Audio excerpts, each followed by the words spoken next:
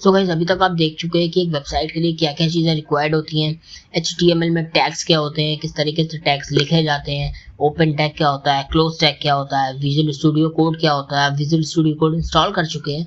तो इसी बात को और आगे ले जाते हुए आज हम सीखेंगे कि वेबसाइट का स्ट्रक्चर क्या होता है, और सीखेंगे कि हमने पिछली वीडियो में जो देखा था, जो थोड़ा सा कोड लिखा हुआ हमने देखा था, वो क्या होता है, वो आपको बस समझाने वाला हूँ। तो चलिए वीडियो स्टार्ट करते हैं।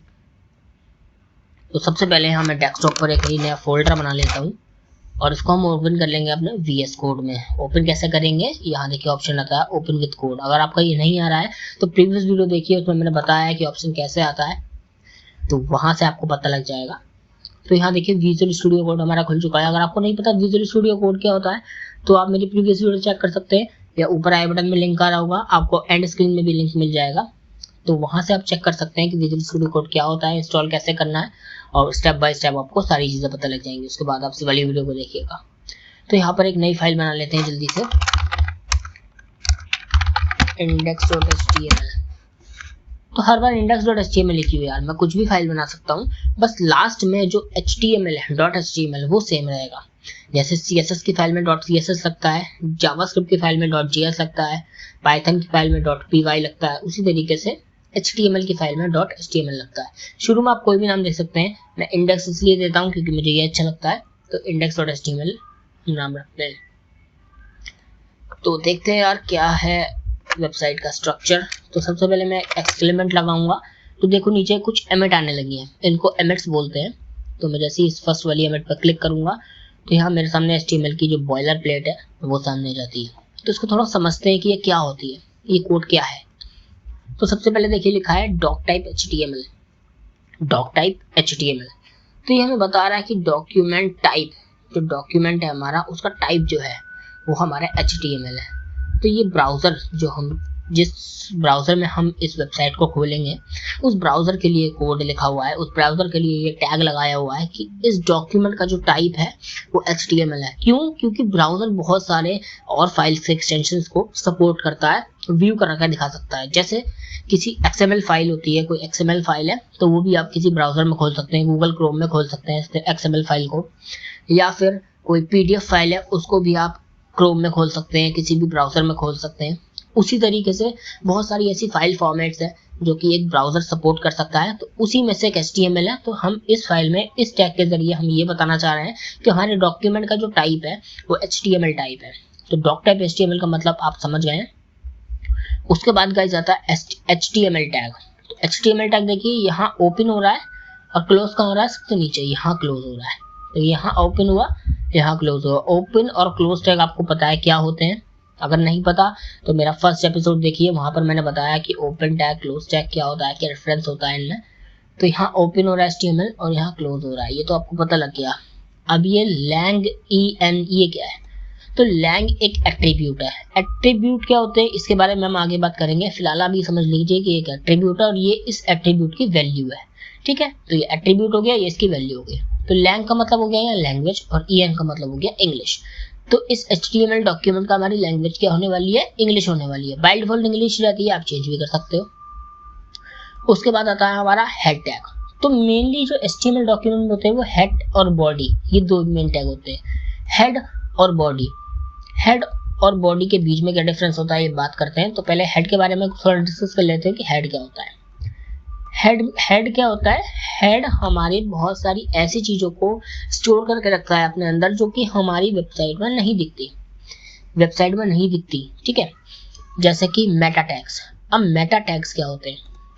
मेटा इंफॉर्मेशन वो इंफॉर्मेशन होती है जो किसी चीज़ की इंफॉर्मेशन दे रही हो। समझ गए आप?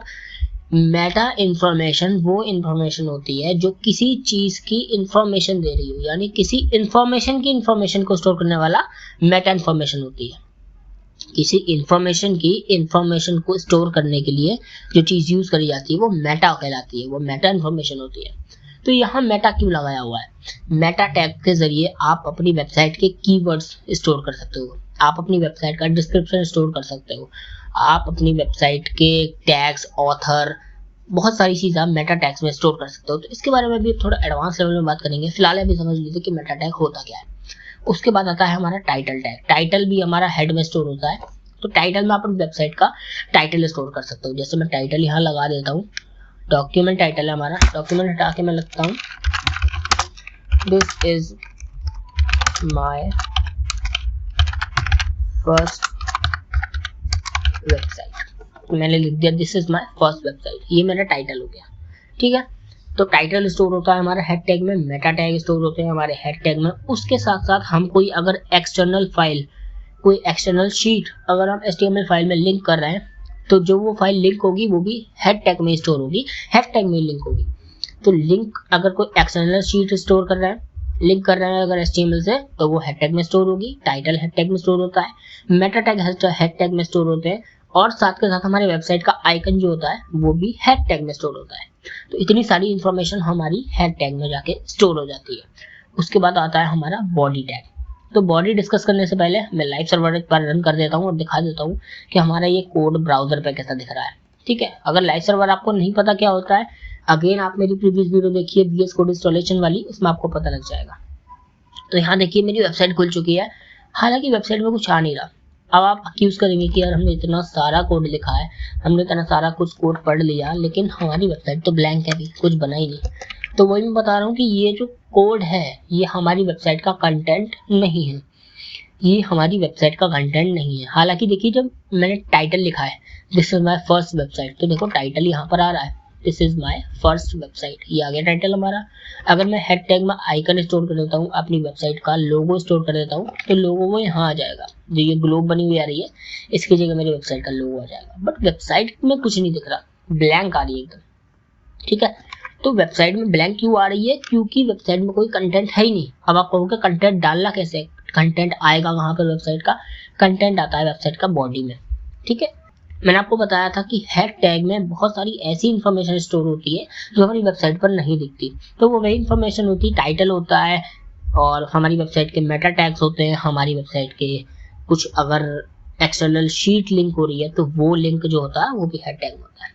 तो इस तरीके से आप हेड टैग में इंफॉर्मेशन स्टोर कर सकते हो, और जो भी कंटेंट होगा आपकी वेबसाइट का वो आप बॉडी में लिखोगे तब आएगा आपकी वेबसाइट पर। जैसे मैं बॉडी में कुछ लिख के दिखाता हूँ, तो मैं लिख देता हूँ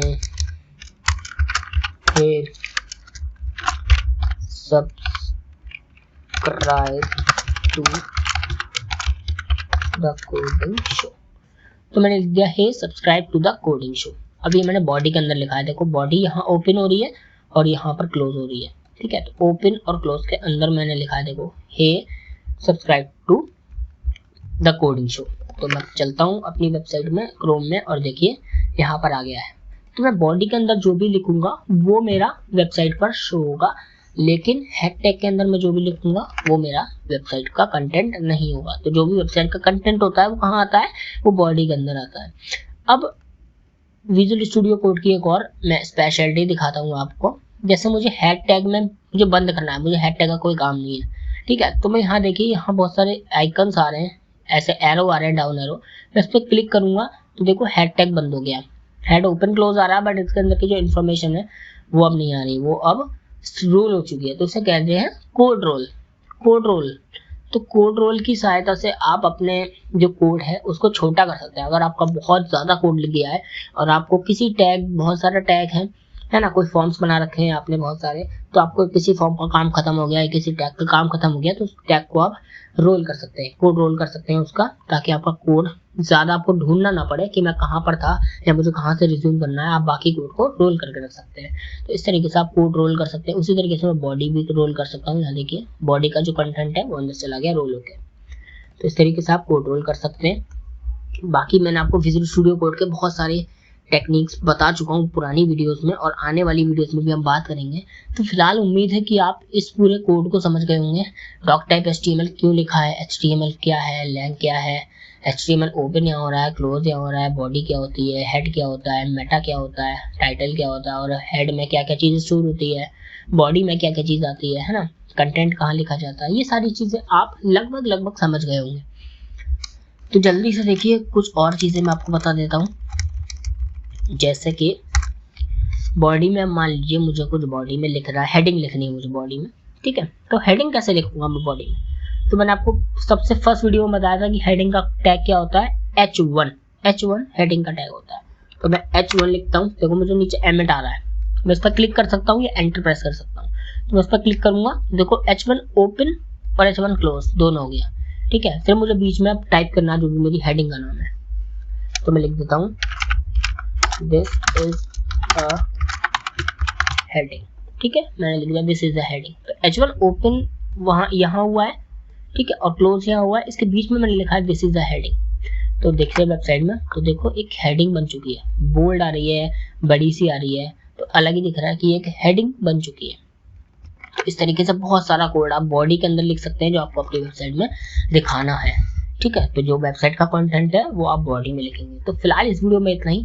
आने वाली वीडियोस में हम बॉडी के अंदर वेबसाइट बनाएंगे, अपनी बॉडी के अंदर हम कोड लिखेंगे, कंटेंट लिखेंगे और देखेंगे कि वेबसाइट कैसे बनती है, वेब पेज कैसे बनते हैं, और बहुत सारे टैग्स को हम एक्सप्लोर करेंगे। तो फिलहाल इस वीडियो में इतना ही। अगर आपने अभी तक मेरे चैनल को सब्सक्राइब नहीं किया है तो सब्सक्राइब कर लीजिए, और नीचे डिस्क्रिप्शन में HTML की मैंने प्लेलिस्ट बना दी है गाइस, प्लेलिस्ट जरूर एक्सेस करिएगा। अगर आपको पूरा कोर्स चाहिए तो प्लेलिस्ट जरूर एक्सेस करिएगा।